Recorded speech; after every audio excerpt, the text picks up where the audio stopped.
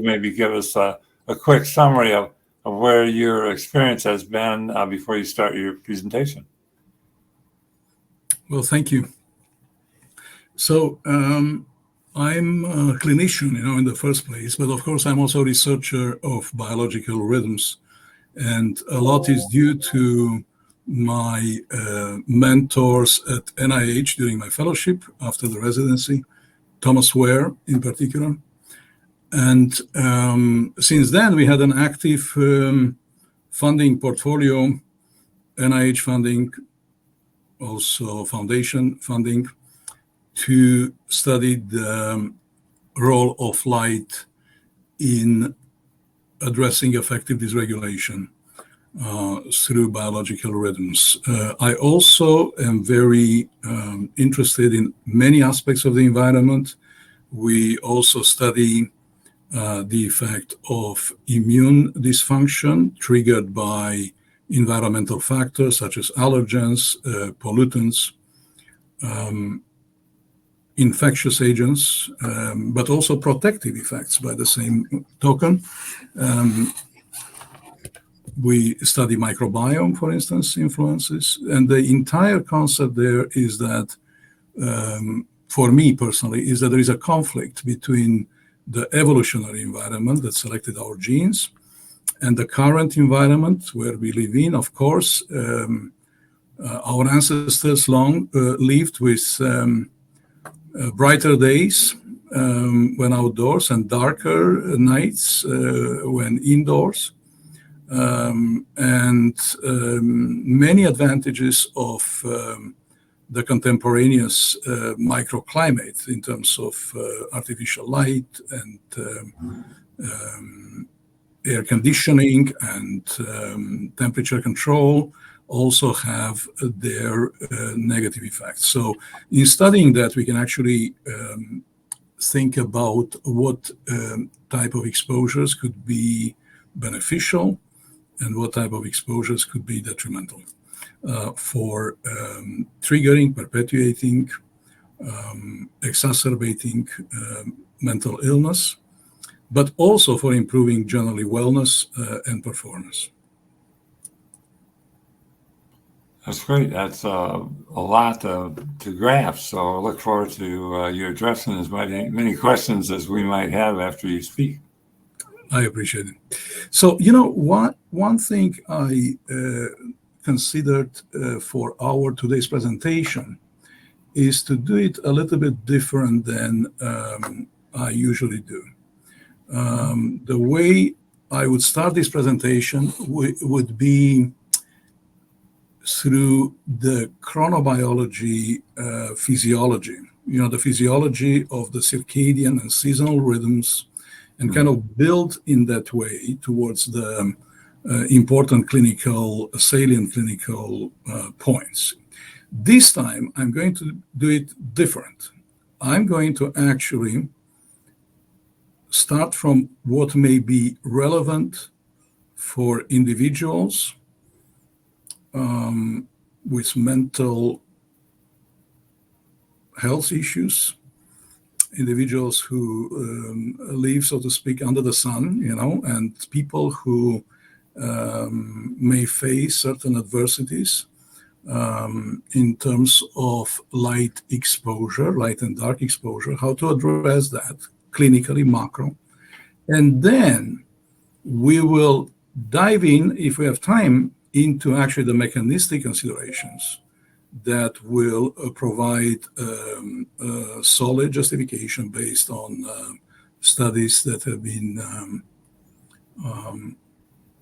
conducted with enormous funding in terms of, let's say, NASA, Air Force, NIH, and also considering that actually circadian rhythms have been awarded a Nobel Prize relatively recently.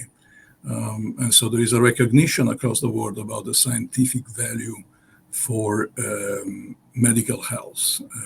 Yeah, that sounds great. Yeah, go ahead with that.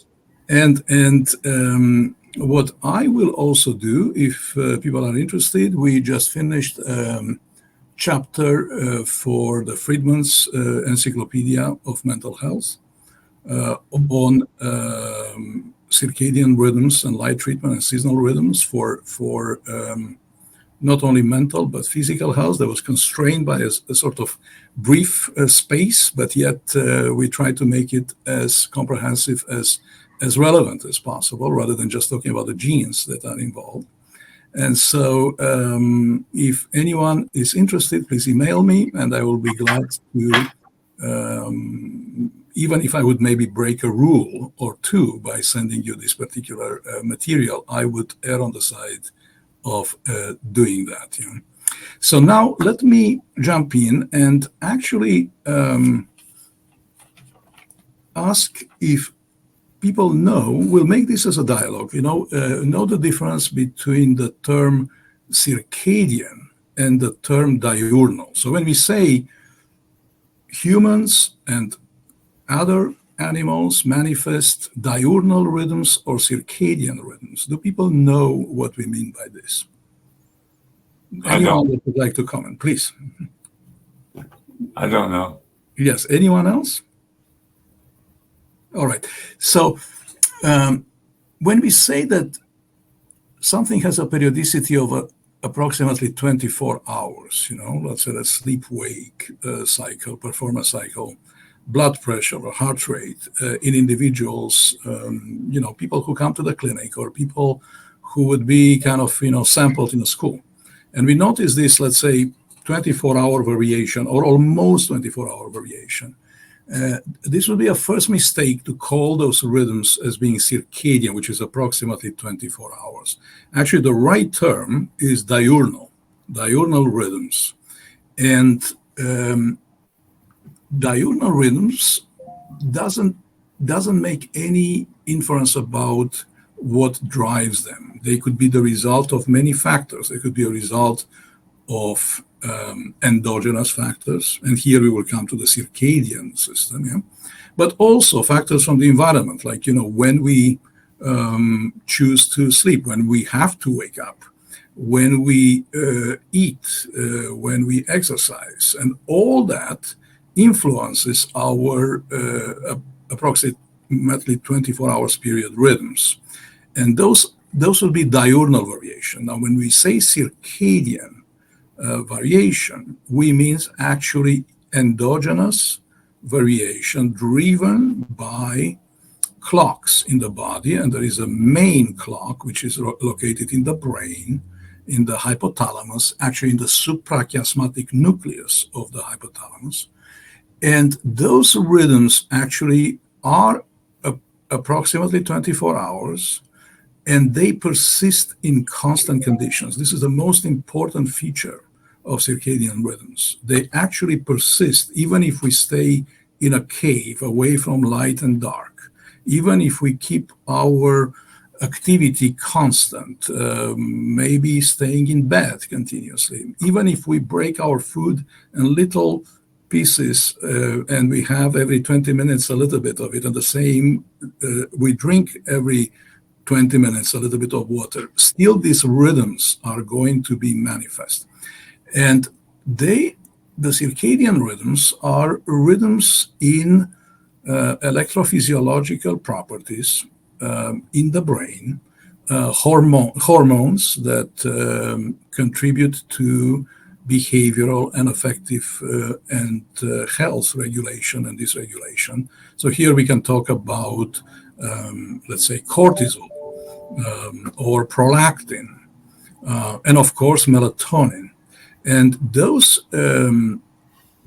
endogenous changes in these hormones and electrophysiology, those are persistent in constant conditions, and then of course they adjust to stimuli in the environment, which we call Zeitgebers, time givers in German. The most important Zeitgeber, the most important time giver is actually the exposure to light. So light is the number one time giver, and it actually helps align the internal circadian rhythm to the external time. So I'm going to stop right there, because if there is any question about this, it's very important that we kind of build upon. Is there any question at this time? You can do it by voice, or maybe you can ask in the setting. And that's how I would like to walk. I would like to do it as a dialogue and as kind of addressing then specific clinical situations. Yes? Yeah, so there is no question. So again, the key point here is that circadian rhythms are endogenous. They are influenced by the environment according to what we call zeitgebers, time givers, and the most important zeitgeber is light. Yep. So now we are going to go towards areas, clinical areas, when this is of relevance. So the first ones we will discuss about those that are related to sleep and wake alterations, those that are kind of disturb our sleep. So one thing I want to mention here to start is that the sleep is regulated by several mechanisms, but there are two forces. So in that way, it's very kind of, if we actually want to retain something from this presentation, is this is one of those, is that there are two forces. There is a process which is called S from sleep, and there is a process which is called C from circadian. And the process S is actually an appetitive process. It's just like hunger or like thirst. It's like the more we sleep, the less hungry or thirsty for sleep we are. And this is actually driven by the accumulation in the tissues, in the brain in particular, but other tissues, of certain mediators of sleepiness and of alertness. Yeah? So think about this. If we would only have this component, the process C, what will happen is that we would sleep just like we eat or like we drink. We would sleep, but then we cannot maintain our sleep because we are not anymore thirsty enough for it. And we will wake up. And by the same token, after being in a wakeful state for a couple of hours, we would become hungry for sleep, and we will absolutely have to fall a nap because we could not be able to walk anymore. So because of that, and counterbalancing that, a very ancient system of timekeeping has been employed physiologically in mammals to counteract this process C and to extend and consolidate our duration of sleep and wake. So now imagine that we have the homeostatic component. So we stay awake long, and then, of course, from that standpoint, we become thirsty for sleep. But towards the end of the day, the circadian system, the body clock in particular, the suprachiasmatic nucleus that I mentioned, starts firing very, very intently and very intensely, much more frequent. And that actually elevates the threshold for someone to fall asleep. So that is usually happening towards the late afternoon, beginning of evening, and kind of towards the beginning of the night. And that part, which is called the wake maintenance zone, doesn't really allow someone to even nap. So many times, even if we are not as sleepy, we can nap in the afternoon when we accumulated some sleep debt, but we are not in the wake maintenance zone.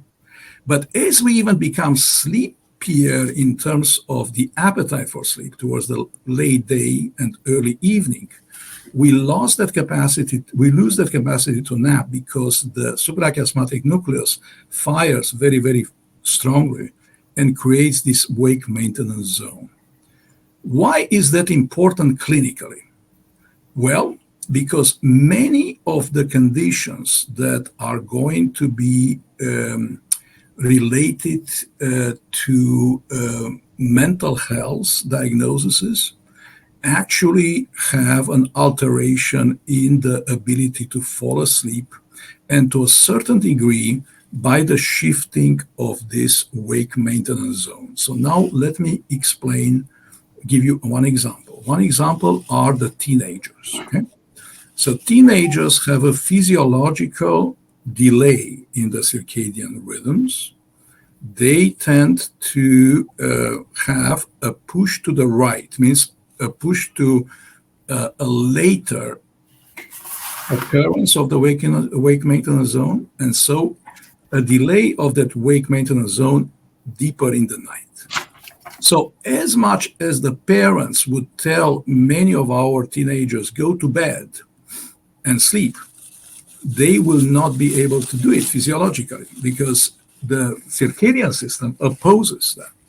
But moreover, what they actually do is that they are on a tablet, on a cell phone, and that light at that particular time of the day is a light that phase delays the rhythms. We will come back to the physiology, hopefully, but that delay induced by the light further pushes this wake maintenance zone at a later time.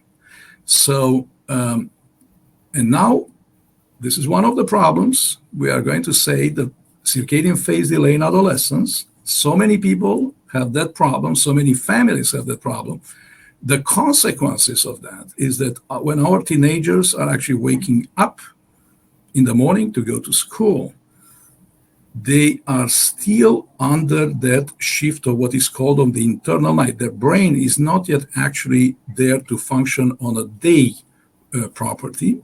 They are still having this internal night pushed to the right.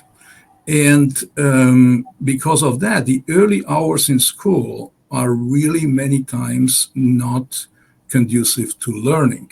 Besides that, there is a curtail of sleep, and the curtail of sleep we know that is actually predictive of the vulnerabilities for affective disorders to become manifest. And that's exactly the age when many of our mental illnesses, bipolar disorder, major depression, even psychotic disorders tend to get manifested, probably from vulnerabilities that have been established earlier.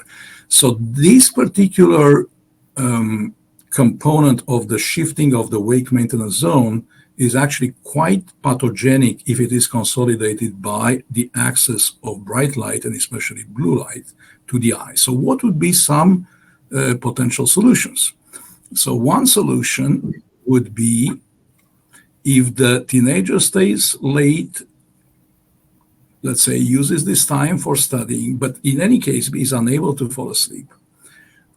In addition to the sleep-related interventions, the sleep hygiene, very important would be to wear glasses that actually filter out the blue light. So for instance, these that I'm wearing right now are blue light reflecting glasses. So even if I would study at night with them, they are not going to have such a pronounced effect on the circadian rhythms.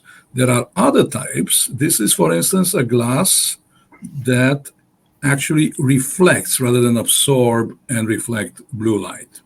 Yeah, so this one can actually be used when driving in the late afternoon for a teenager, because that light in the late afternoon tends to also contribute to the delay, further delay of the circadian rhythms.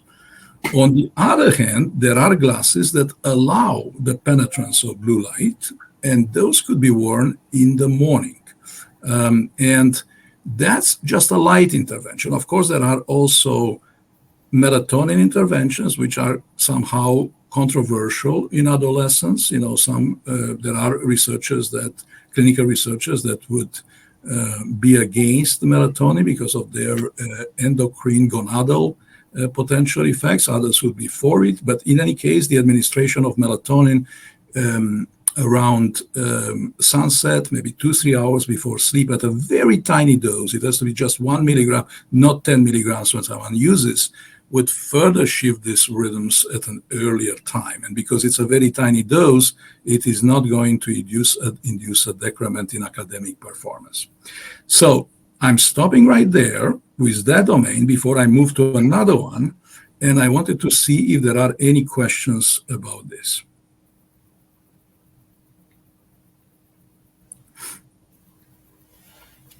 Any questions, or if what I have said was not clear at all, you could correct me. Yes, I see a question. How many hours before bed should you limit the blue light? So I'm going to later show you what is an actual phase response curve, which has been described in 4 academic places with support from NASA at NIH. There is a very precise phase response curve, which is in constant conditions. But in real life conditions, it is safe to say that anything that will come 3 hours, 4 hours before the desired bedtime is going to have that negative shifting effect, but it becomes stronger and stronger as you advance into the night. And it is the maximum strength of the phase delaying effect of blue light is actually 1 hour before the temperature minimum. And for majority of us, that happens between 4 and 5 a.m., probably in adolescence, maybe at around 6 a.m., 7 maybe, but 6 a.m. So any light that, would be seen at, let's say, 4 or 5 a.m., either by staying late or actually sleeping with the eyes open, as some people do, they open their eyes and the circadian system, it is still illuminated by potentially the TV or the computer or the light in the room. Those are the most detrimental times. Okay, let's see, what is the terminology for the event that pushes the hunger for sleep to earlier and later time? So the hunger for sleep is not so much pushed by so if you're asking what is the hunger for sleep called, it's called the process S, yes? And the process S is not so much pushed, but the threshold to fall asleep or stay awake, the threshold to respond to that is being pushed by circadian shifting, the shifting of the circadian rhythms by exposure to light, yeah? So I don't know if I answered this question from Kevin, and feel free to also ask it with voice if you would like. I don't know if I answered your question actually fully. I answered what I thought was the question. All right. There is another question. How does sleep medication affect the sleep cycle, especially long-term? So my talk today is about something much more complicated than the sleep treatment and insomnia treatment and long-term problems, So I'm not going to let myself be carried away from something that's already difficult, okay? and already kind of filling my time. And the way I decided to approach, some of them you came later, is to really kind of approach it rather than putting you some slides and kind of go like this, but actually to kind of take my time and explain. Now, I'm only going to say about the circadian part, how it is actually affected by medications for sleep. So anytime you change sleep and wake, you're going to change also the circadian rhythms, because if you sleep, your eyes are closed. It is mainly the eyes coming through the eye that shifts these rhythms, correct? And because of that, any timing that you're inducing with sleep and wake is going to have some effect, sometimes detrimental, sometimes beneficial. There is another element. If you know, some of the sleep medications also induce changes in appetite, and they may contribute to this evening or night eating. With some of them kind of extreme forms, they may be kind of even done unconsciously, like we know some examples like that. So one of the potent side gabers that come after light, not with the same power as light, are actually activity, but food intake. So that nocturnal food intake has a considerable also detrimental effect on the circadian rhythms, and through the circadian rhythms, and not only through the circadian rhythms, on emotional regulation and dysregulation. Yes, there is a question about the lights that you buy to reset the rhythms. Let's get to that a little bit further, because we are going to use that when I also talk about the light for depression, the light for mood, yes? So, Stuart, if I may, our session is due to last until 3:20. Excellent. Okay, that's how I thought. I was just, so this is how I planned it, okay? So we will come back to those devices because they will address a number of other questions later, yeah? So let me go to the next point. So for now, we talked about the delayed sleep phase in adolescence, because we know how important is that time of our life for both for mental stability and instability, for future occupational capabilities, academic success, and indirectly ways to be exposed or learning to deal with stress. So I started right there.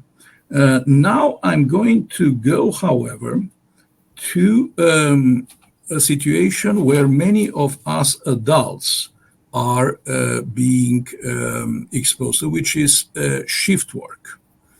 And many people who have mental health problems actually do shift work.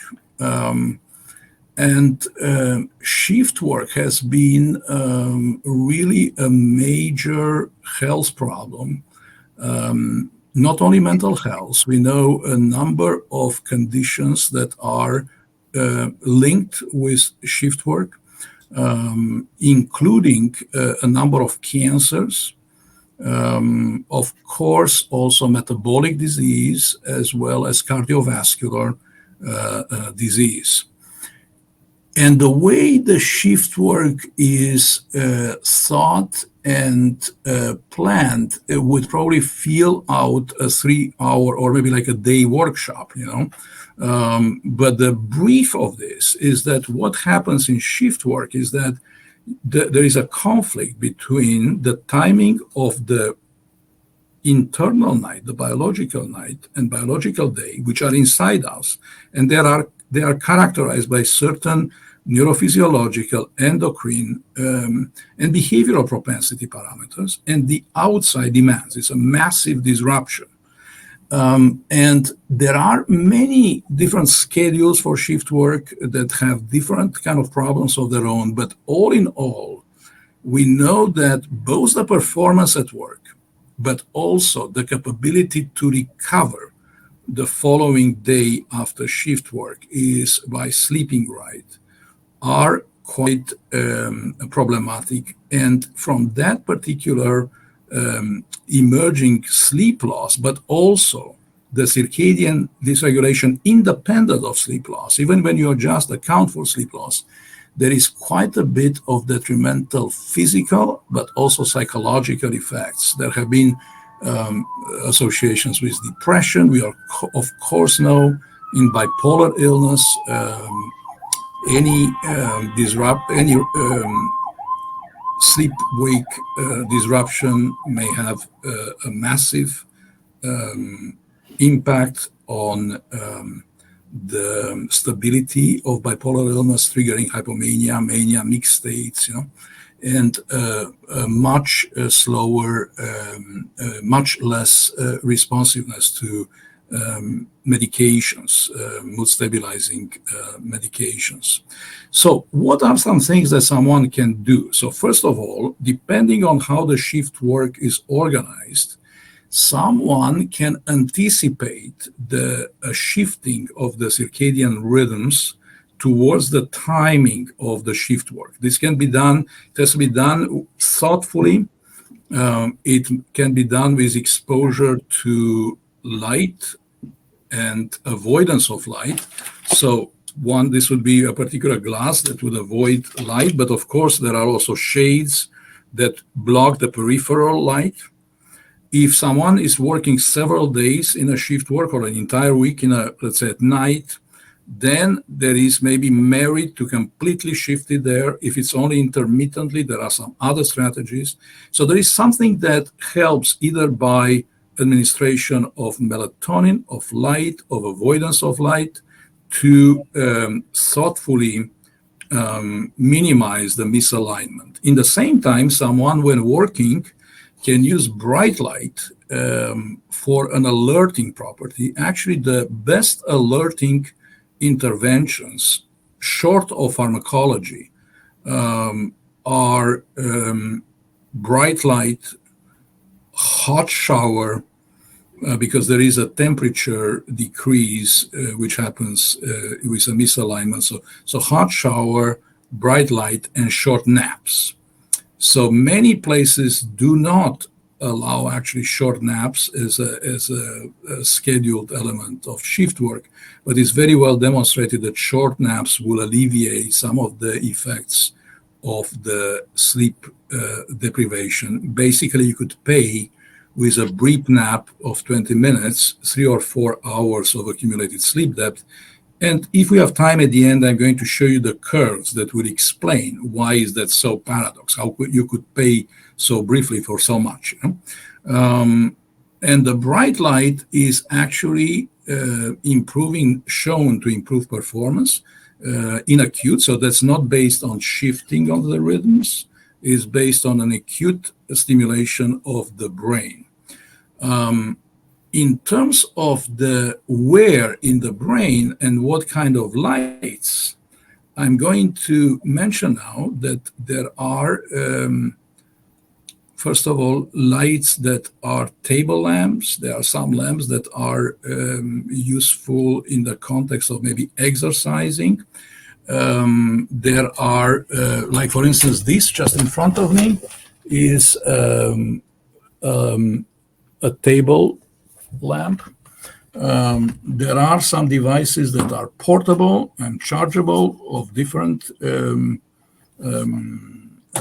producers. The most important factor with light is that the amount of light, which can be measured more sophisticatedly, but on a day-to-day basis, I think using the watts would be sufficient. So it will have to be something in the range of 10,000 watts administered over 1 hour. So they could be, I'm talking for the shift work alerting, the immediate alerting effect, not the shifting, but actually to alert someone. Some people with migraines may not be able to tolerate that. Some people, because of the headaches, some people will require less. Blue light is actually more effective. It goes to certain photosensory cells in the eye, which are called melanopsin-containing cells. Melanopsin-containing cells.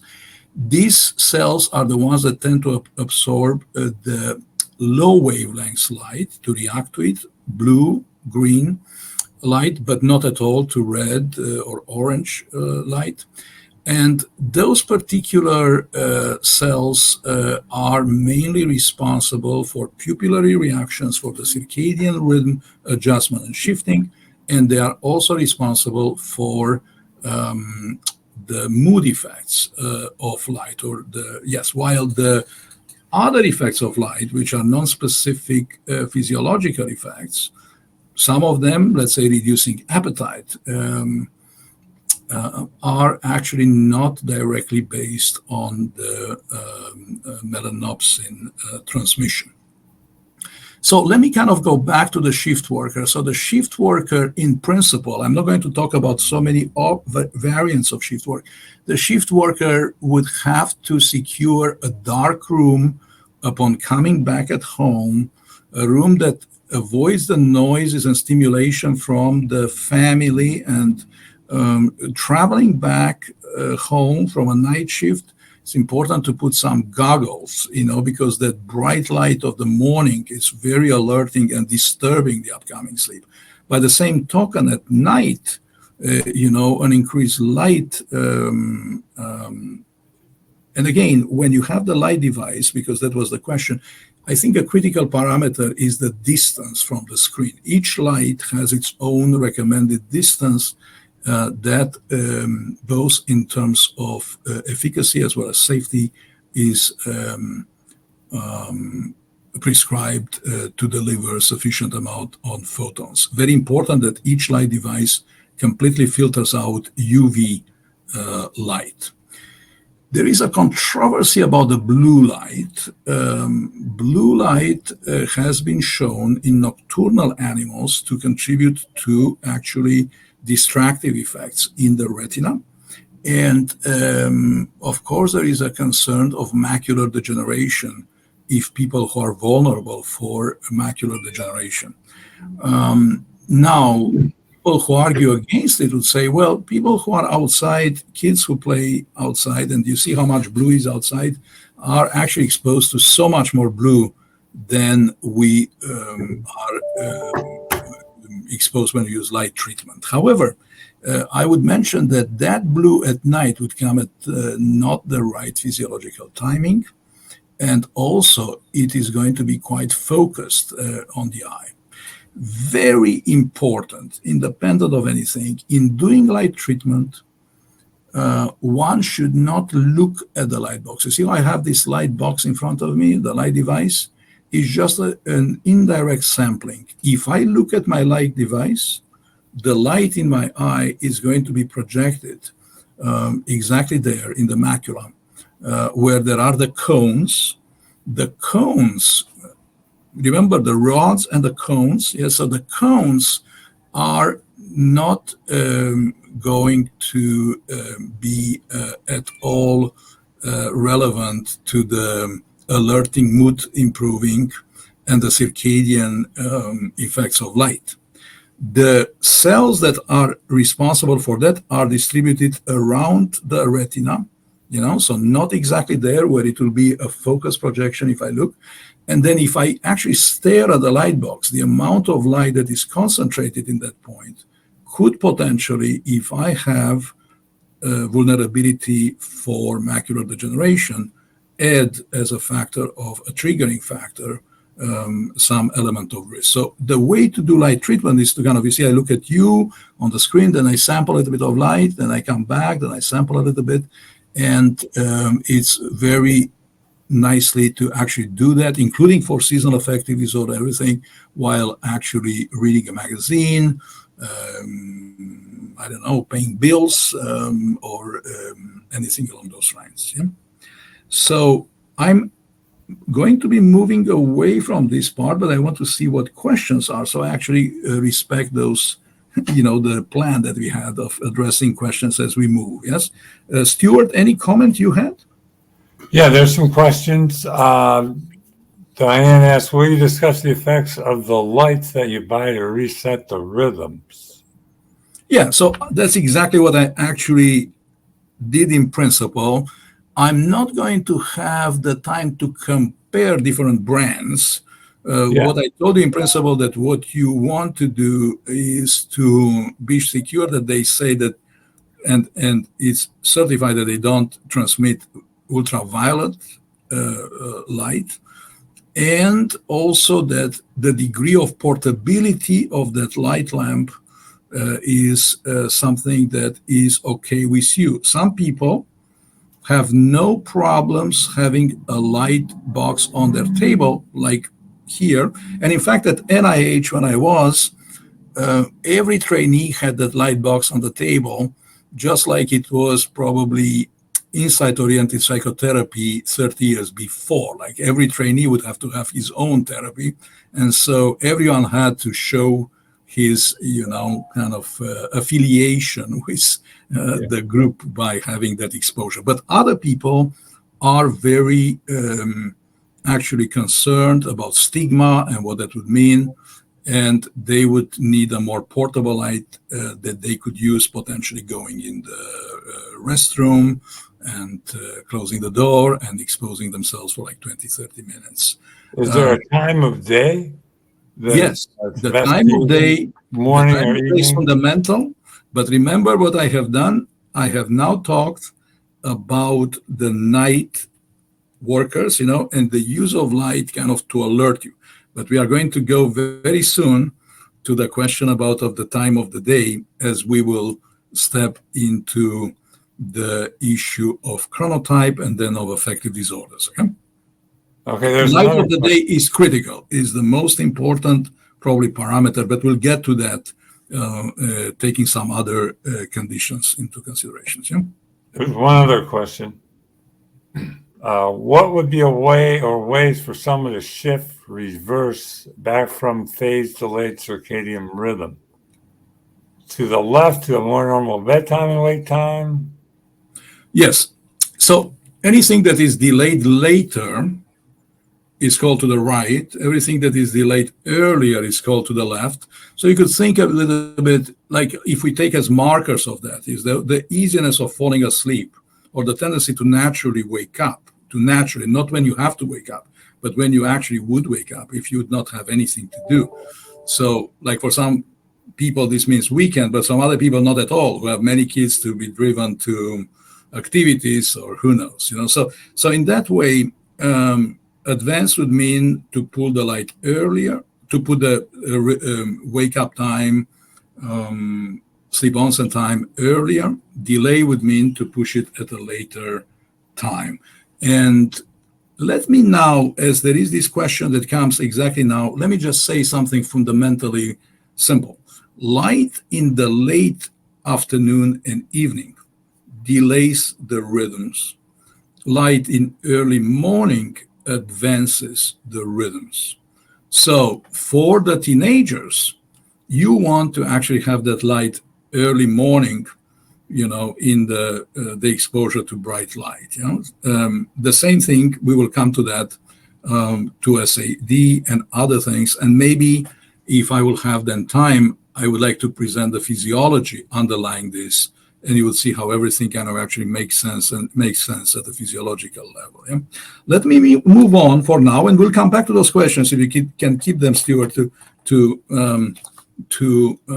if there is anything that I missed. Okay. So in addition to shift workers, similar situation is jet lag. But jet lag, of course, instead of being you going at different times, actually you travel across meridians, and your internal time that keeps for a while the time of your origin, the time of the place from where you are traveling, is conflicting with the time of the destination.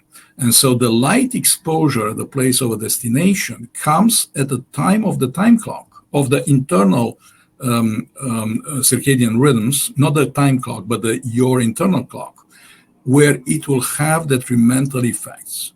Some people say immediately when you get there, expose yourself to light because that will quickly align yourself with that. Well, things are more complicated, and we are going to actually, after we get to the physiology of this, I hope that you will be able to understand exactly when it is good or bad to get exposed to light. Another situation like this is in the blind people. So there are majority of blind people actually may not see, they may be fully blind, legally blind, but they may still have reactivity to light that could be determined with the pupillary reflex, and they may respond to light quite well. But other people with enucleated eyes and with other conditions actually do not, and then they have some massive problems with sleep and wake. In humans, our internal period of the circadian rhythms is a little bit longer than 24 hours, tiny bit longer. And because of that, if we don't have the exposure to outside light, to the Zeitgeber, what happens is that just like in cave experiments, or staying in very dim light in the lab, our rhythms are going to shift. They are going to, sleep onset is going to come a little bit later every day, sleep offset a little bit later every day. And slowly we are going after let's say, 2 weeks to be completely out of phase with the rest of the people if we stay in these dim light conditions.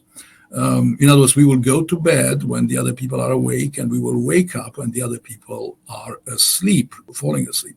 So in that way, it's very important to use in those people with enucleated eyes, or because this pathway actually goes through the cervical spine. People who had accidents that affected their cervical spine, they don't have anymore a light processing of this side Geber that kind of keeps these rhythms internal and external aligned.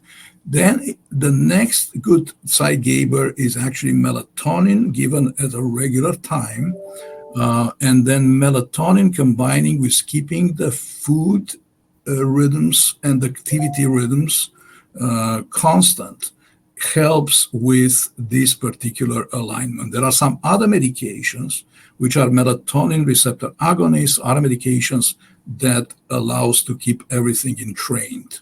There are also people, these are very few, that are called hypernectamoral. I'm going to spell that if we get to the mechanism when everyone asks. These people actually cannot entrain their rhythm, and they are always getting out of phase. They're actually delaying approximately 1 hour every day, the sleep onset and sleep offset, and they go around the clock. They usually tend to develop considerable personal difficulties. Some people would say personality disorders, because in early childhood, they have been going in and out of phase with their parents and the other caregivers. And because of that, in terms of early relationship with the parents and the early developmental time, there is an entire secondary psychosocial component that is playing a role in the difficulties of these people's life. Now, as a psychiatrist, as a physician, I think is very important with people with severe physical or mental health problems, or easily exacerbated mental health problems. It's very important to have potentially a consideration of not being scheduled for shift work. So for certain residents, it may mean to recommend that they don't do calls in the traditional way.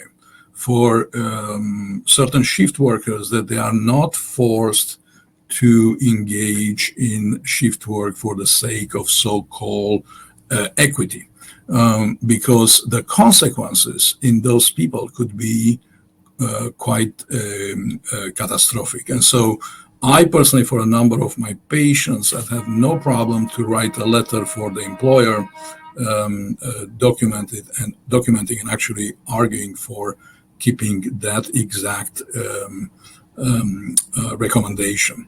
By the same token, you could see how for certain adolescents or for certain people that have a natural phase delay that is very, very pronounced, in those people, it's possible to make recommendations for their workplace to start at a later time, special accommodations for the undergraduate, graduate students in terms of the time when they do the course participation or even exam time, as those could be clearly affected by these internal rhythms. Now, we are going to go to mood disorders, and we are going to take questions after the mood disorders, and then if you have time, I'm going to show certain slides referring to mechanisms to kind of click the underlying factors to what we talked.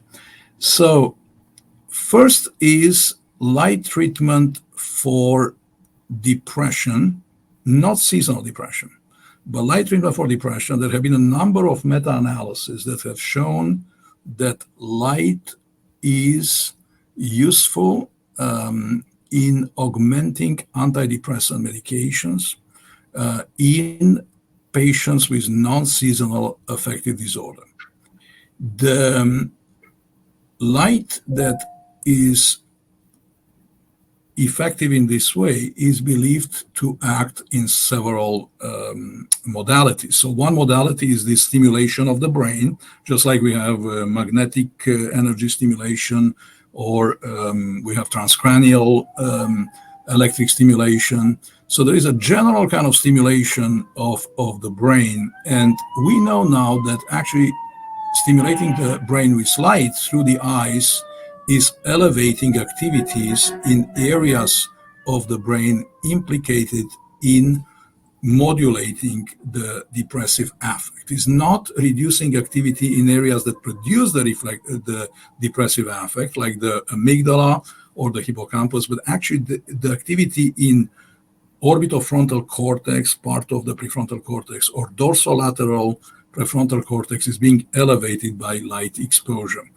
And so that's one path. The other path is that light is shown to elevate serotonin and dopamine.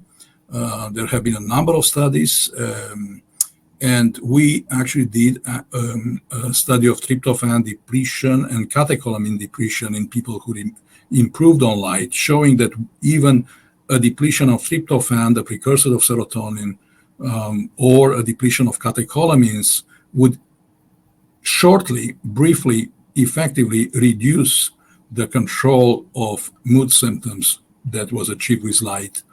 And so immediately when tryptophan is reconstituted, we could see how the mood goes back into that remitted state. So that's another component. And so for those particular effects, light is actually more effective more in the morning, but actually it can be also administered midday. Some people have this slump in mood midday. Yeah. Now, for affective disorders, what is a concern are the rapid cycling bipolar patients. Bipolar patients have been shown that actually benefit from light treatment in terms of hastening the antidepressant effect in depression, stabilizing the circadian rhythms. There have been maybe like 7 different studies in bipolar patients with the benefits of light. However, late afternoon or night light may disturb sleep by pushing that weight maintenance zone, as we talked, to the right. And so once you have to wake up at a particular time, that will result in sleep deprivation. And we know the sleep deprivation is the number one trigger of destabilization in bipolar illness. Also, the rapid cycling bipolar patients, light in the morning and in late afternoon, light that is circadianly active, has the potential to accelerate the cycles and reduce stability and responsiveness to treatment. And in those patients, the best treatment is the treatment that is midday. Okay? Dr. P, we have 4 minutes left. I'm wondering if I can ask some more questions because there are in the chat, or you can finish up your thoughts. Yes. I just will finish with the idea that in seasonal affective disorder, just like in animals that are photoperiodic, you have during winter, you have an expansion of the internal night. Melatonin duration becomes longer. And so shortening with the morning administration of light is an effective antidepressant treatment that has been shown across different studies. Now, what we have learned is that in some people, you would need to also use a little bit of the afternoon or evening light. Otherwise, you'll have a lot of detrimental phase advance. And so tailoring the timing of the light becomes unbelievably important in that way. So I'll let you now ask the questions, and I'm going to answer hopefully everything that goes. And I'm also available by email to continue the dialogue for anyone who would like to further inquire anything along those lines. I would also send the chapter for everyone to the encyclopedia article for people who participated today, if you request so.